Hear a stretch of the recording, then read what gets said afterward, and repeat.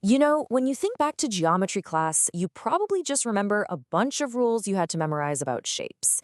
But what if I told you it's not really about rules? It's about family. Today, we're going to uncover the secret family tree of one of the most common shapes in the world, the quadrilateral. And to do that, we're going to solve a little mystery you've probably never even thought to ask. I mean, we all know a square when we see one, but what actually makes it so special?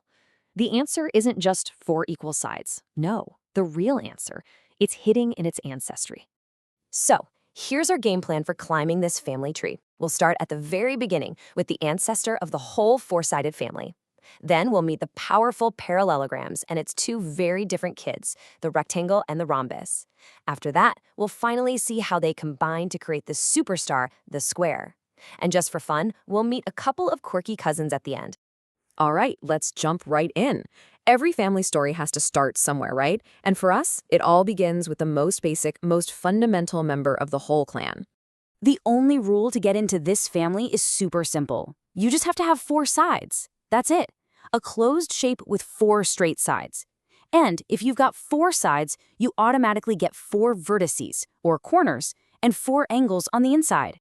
So here it is, the granddaddy of them all. The only entry requirement is four sides. But with that comes the very first family secret. No matter how you stretch it or squish it, those four angles on the inside will always add up to exactly 360 degrees. It's a non-negotiable family rule. Now things start to get interesting. Within this huge, sprawling family, a very important and powerful branch evolved. They decided to follow one new specific rule. And that rule gave them a whole bunch of special abilities. Let's meet the parallelograms. And here it is, its defining genetic trait. To be a parallelogram, it's not enough to just have four sides. Your opposite sides have to come in two parallel pairs. Think of them like two sets of railroad tracks that will never, ever cross. And trust me, this one simple rule changes everything. And just look at what happens because of that one little rule. Since the opposite sides are parallel, they also have to be equal in length.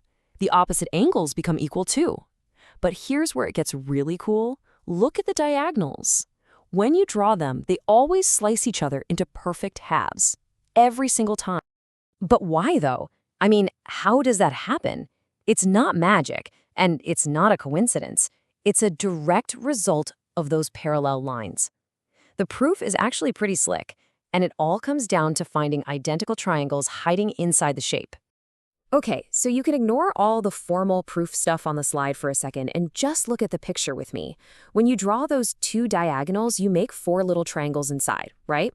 Well, the whole secret is realizing that the triangles on opposite ends, like the one on top and the one on the bottom, are perfect mirror images of each other. They're identical twins. So here's how it all clicks together. First, there's this old geometry rule about parallel lines that says these Z-shaped angles have to be equal. We also already know that the opposite sides are equal. Well, that combo, equal angles and an equal side between them, forces the top and bottom triangles to be completely identical. And if the triangles are identical, then all their matching sides have to be the same length. So this half of the diagonal has to equal that half, and this other half has to equal its partner. See? They have to cut each other in half. It's just baked right into the DNA of being a parallelogram. Okay, so now that we know the traits of the parent parallelogram, let's meet its first kid. This one is the orderly, neat freak of the family, the rectangle. So a rectangle, it inherits all the base family traits of a parallelogram, right? Opposite sides are parallel and equal, the diagonals bisect, it gets all that. But then it adds one new, super strict rule to its own genetic code. All four of its angles have to be perfect 90-degree right angles, no exceptions. Now, let's meet the rectangle's sibling. This shape couldn't care less about perfect angles. Its obsession is with perfect sides. This is the rhombus. A rhombus is also a parallelogram, it's from the same family, but its defining rule is totally different. For a rhombus, all four of its sides must be exactly the same length. And this one little change gives it a really cool superpower that the rectangle doesn't have. Its diagonals always cross at a perfect 90-degree angle. Okay, so let's put them head-to-head in this little sibling rivalry. Notice they all share that core parallelogram DNA, the parallel sides, the bisecting diagonals. But then they specialize.